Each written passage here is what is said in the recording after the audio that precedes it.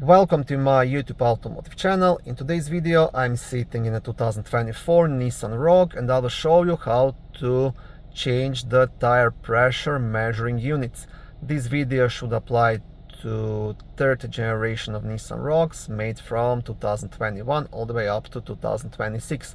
Also, if this video was helpful, please consider supporting the channel by liking the video, subscribing to the channel or becoming a channel member. Now, to access the tire pressure settings, you will be using these small menu buttons on the left side of the steering wheel. So left button, right button and the OK button in the middle, and you can use this OK button also to scroll through the menu options. So I will squeeze my phone in here so you can see better what I'm doing.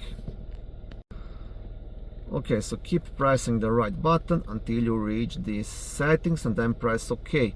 And now you want to scroll down to TPMS setting and press OK in the middle again.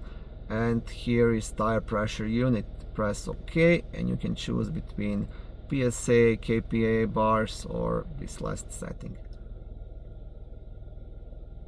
I'm most familiar with PSIs and I have it like that. But you can always adjust it and change it to your liking or to the area where you live, because I know different countries have different measuring units. Thank you for watching this video. I hope it was helpful and educational. If it was, please like it and consider subscribing to my YouTube automotive channel. On my channel there is lots of how-to videos, do-it-yourself videos, car reviews, product reviews and other similar automotive topics.